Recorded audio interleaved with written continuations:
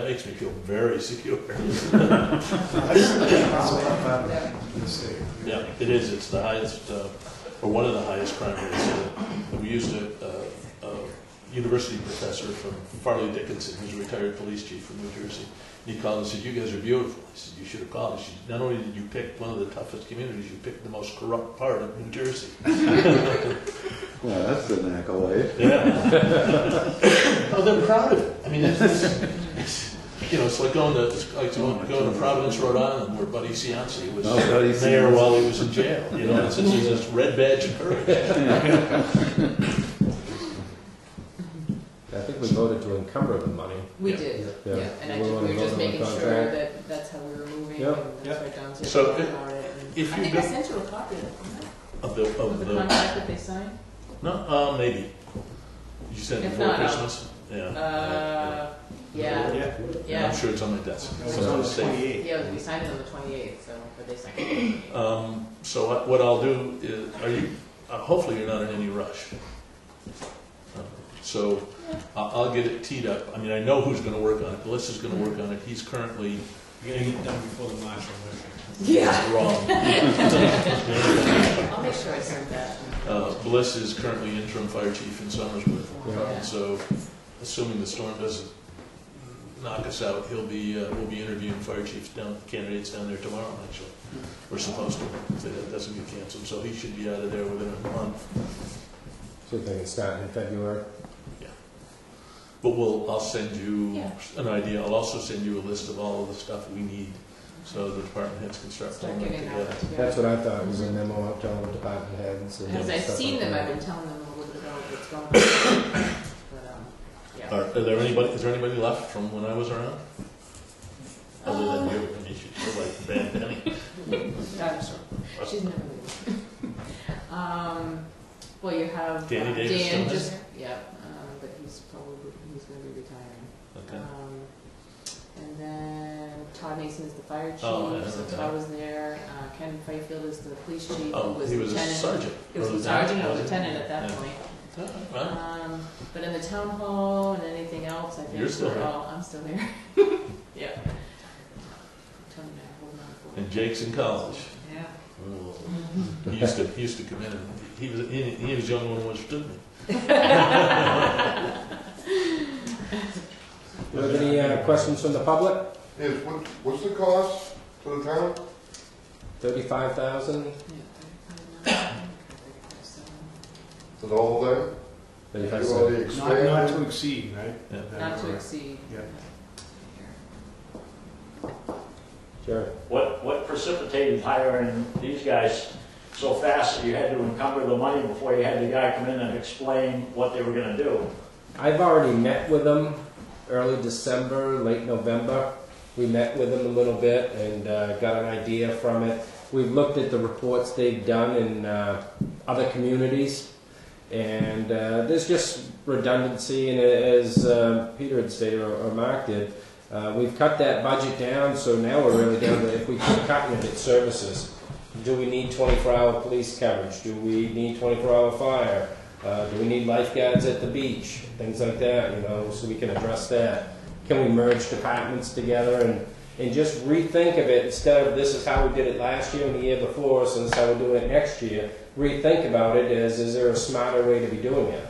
Well, do we need to, is it smart to pay an outside service $10,000 a month for the selectman and the town administrator to communicate with our department heads? It's not about communicating, if you don't want me answering, Ken. I think we had Mr. Jutton come along tonight because we already reviewed all several contracts and a lot of the work. We're comfortable with it, and hopefully this will get the public involved, this meeting here, questions, answers, and it's not a matter of that, Jerry. It's like we've been talking about. The budget is at such a point, and you sit on the budget committee. Yeah, we cut the budget $27,000 last year. And it's at such a point where you're running a fine line at certain times of the year, looking where you've got your money. And if one thing goes wrong, catastrophic, it could really hurt. This helps us to plan, just like the CIP. That's what our CIP does, right? Why do you take time to do the CIP? Well, why do we save $27,000 in the budget in a year and then turn around and throw $30,000 or $37,000 away on a 90-day study when our tax rate only went up 28 cents a thousand last year? We have communities around us that tax rate went up almost $1 a thousand. Most businesses have a good management plan. We have a CIP, we have capital reserves, we have. CIP is a money list of what you want. It's a future dream wish. Well, it's all, we have the fire department, the police department, we have all their plans laid out for what they figure they're gonna need. It doesn't tell you how efficiently those departments are running. It doesn't tell you all the information that this report is going to gather. This will hopefully point out some deficiencies that we can improve on, maybe point out some efficiencies that we can elaborate on. This is, in my opinion, this is a last resort. We had 2 or 3 or 4 steps we could go through. The selectmen could do their job and review everything that way. We could have a group of people come in with suggestions, the department heads, the employees. Everybody could come forward with ideas. We could spend 6 months or a year looking at this, figuring ways to cut the budget down, be more efficient, figure ways we could save money, we could do our salt shed, we could do all this planning in-house with the people that we have in town that have lived here for years. And we could spend 6 months or a year and a half, and then if we came up against a stone wall and then we couldn't do enough savings on our own, as a last resort, we could go out, we could spend $10,000 a month to have somebody go online and compare our community to other communities and compare all the statistics and make suggestions. One suggestion they had was that we could combine the tax collector and the town clerk into one position. We tried that last year, it got voted down and it didn't happen. So if they suggest it and put it on the ballot and get shot down, it's not going to happen. The primary reason why that didn't happen was because it looked like one person had a personal agenda. And I know, because I was that one person that everybody was looking at saying, why are you trying to do this?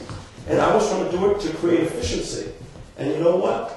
And that's why I joked earlier and says it always sounds better when it's somebody else's idea. Because they can take a look at it, they can take a look at that department, they can take a look at all the departments and say, you know, this is where you need to, this is what you need to be focusing on. And it's not going to look like it's Kenny's agenda, not going to look like it's Mark's or mine. It's going to look like, hey, these guys have a business plan, they got a report, an outside source, reviewed it, compared it, it's done. Okay. Well, it's just, in my opinion, I think it's a bad way to spend, spend $30,000. Everybody cut the budgets down last year. Like I say, we came in $27,000 under the previous year. We were off by like $225,000 because the revenues were down. We lost $160,000 in revenue just on one debacle up on Crew Road because we didn't get that money in time. I mean, I just don't see this. This seems like a last resort, and it seems like, we could have done a lot of things ahead of time with the people we have in town and the resources we had before we had to go spend $10,000 a month to have someone come in and communicate with our town departments. I was looking at it as $10,000 a year. Well, what I read the minutes, it said it was a 90-day report. That's how long it's going to take them to get boots on the ground and hopefully come out with a document from the beginning to the end.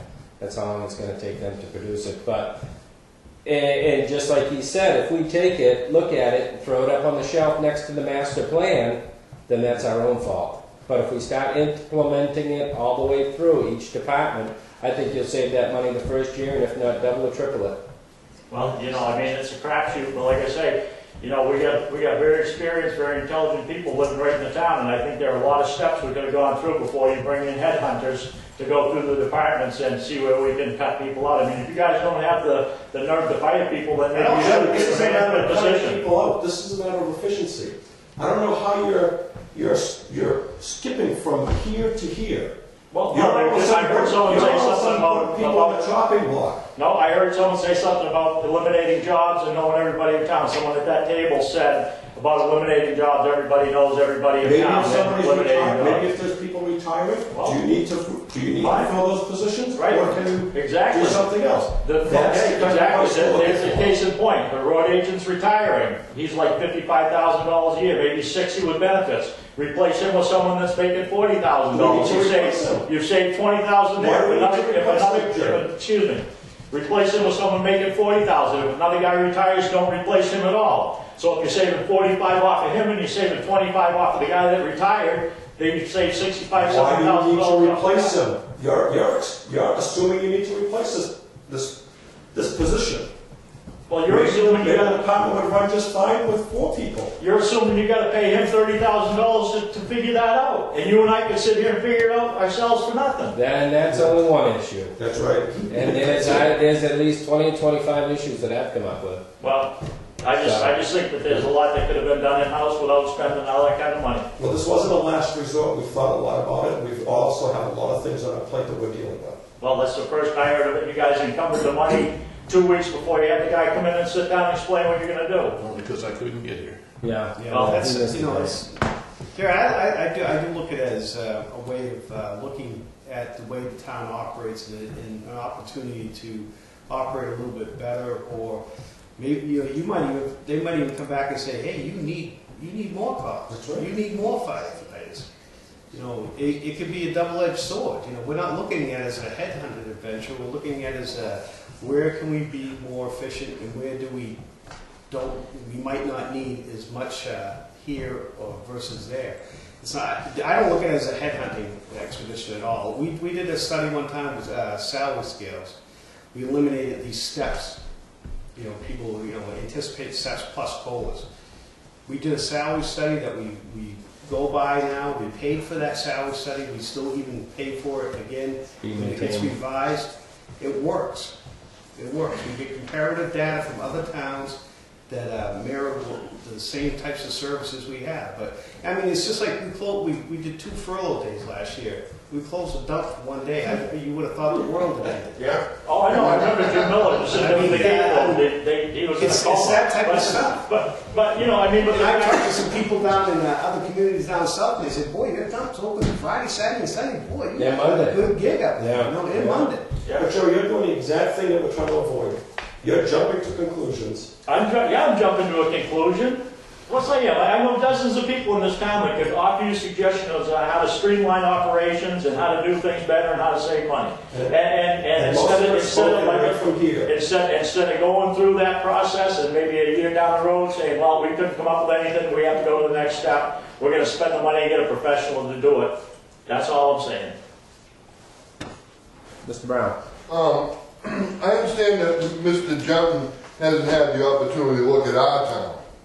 But is there and not to put him on the spot, but is there kind of like a ballparkish figure from past towns he's done? I mean, could he go out on a limb and say, have you saved towns more than, say, the fee is over the long run? Would it be feasible to say in 5 years from now we're going to save a lot more than 35 Probably going to depend on what they found. He is familiar with the community. He was the town administrator for how many years? 2 or 3. 2 or 3. 2 or 3 years he was our town administrator here. He's had employees also. That was through your company? Yeah. Correct, it wasn't before it.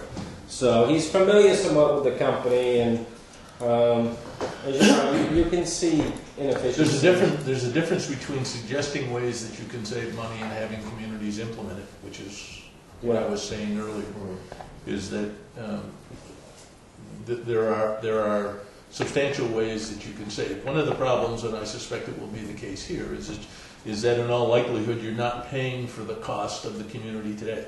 You're kicking the can forward. And, I haven't looked at what you're appropriating for road maintenance and water line and drainage maintenance, but most communities are behind the 8 ball. Yeah. You've got, and I don't remember the number, but probably 70 miles of road. Come on, Tony. We've got a lot of private. No, not private, public road. Right. And so, that's 54 miles of road, so that's at about $1 million a mile. It's $54 million worth of infrastructure, and the average road is good for 20 to 22 years. And so, I mean, it's not Wakefield; it's the whole country. I mean, we keep, they closed the bridge in Portsmouth yesterday or the day before, and we're replacing it with somebody else's money. But that for every one that we replace with somebody else's money, there's 3 or 4 out there. So at some point, you know, a lot of the benefit you get from what we look at is kind of a reality check in terms of at what point do you become unable to sustain what you have. Exactly. Yeah, That's the best point I heard all night, because we used to have a comprehensive road plan. We were doing 3 roads a year. We're lucky if we do 1 now. And that, why? Because we're trying to keep the budget in check. Yeah, Kicking the can. yeah, well, you're kicking the can, and there's a certain amount of denying. I mean, one of the things we'll recommend is a consolidation of town clerk, tax collector. Why? Because both roles are almost unnecessary. Okay? Everything the town clerk does, I can do online. Everything a tax collector does, the bank does. 80% of the tax dollars in New England are collected by banks in escrow. And so they transfer the money electronically. Yeah, we did that. So you have these positions, and for the same reason, I'll tell you, I don't know why the voters voted the way they did, but they typically vote with their hearts, not with their heads. And so you have people in positions that, and there's more than enough work to do. We just need to think differently about how things get done. But at the end of the day, problems with towns or with taxpayers is the old adage that everybody wants to go to heaven, but nobody wants to die. And the same thing is true. Everybody wants lower taxes, but nobody wants the consequences of lower taxes. And so, we can deny reality, but you can cut your budget to 0. And there are very few things that the statutes require you to provide. You don't have to provide police services. You don't have to provide fire services. You have to provide some level of road maintenance under a deficiency order if someone comes in, but you don't have to do a lot of things that you do. A lot of the things we do because we've always done them. And then, you have a pile of kind of the public safety decor services. Police, fire, and public works generally are those things that you really need to do in one fashion or another. Then you have a whole host of other things that we do because either we've always done them or somebody thinks it's a good idea. Will you have any information available? Because you must deal with border towns. In other words, absolutely. We've got Maine right next door, and Acton, Wakefield, and other communities close to us. Whether there's any laws that prevent us from interacting with them in certain ways, or there may be impediments. There's nothing that prohibits. You can do anything you want to do. You can find a whole lot of excuses why not to do it. When we tried to build a school down it was talked about, down in Milton Mills. Yeah. There was a problem because they were trying to bring an acting school into it as well, and there was something to do with federal laws or state laws or something like that. We share school services between New Hampshire and... funding. It was funding between the 2 states and needed an interstate pact. And that's what I just wanted. Yeah, we share schools with Vermont. Yep. Across the border up in White River Junction and Lebanon in that area. There's a regional dispatch that does half a dozen schools or half a dozen towns in New Hampshire and half a dozen towns in Vermont. So the governments can work together. Yeah, there's nothing that we can't, from a business perspective, that we can't do like a business. Mm-hmm. All of the laws and the issues, generally, in my experience, are thrown up as reasons not to do it. Well, this is a corporation, right? So we should be able to... Yeah, you've got to develop the political will to do it. And therein is the challenge, is that I can give you all kinds of recommendations. But with this form of government, 3 or 4 people, town meeting usually, a motion usually wins the day at town meeting. Oh, it does. Every time. I can provide you with all kinds of brilliant insights. Can you convince the people in town that it's in their best interest to do it? That's entirely up to you. But it all depends on how much information you provide, if it makes sense. Yeah, exactly. Yeah, they put a smart voting elector here, and they take a lot of that information and digest it and come up with, Yeah. Oh, I have questions. Yeah, I'm good. Beautiful. All Thanks for coming. Thanks, Thank you very much for your time, sir. Thanks.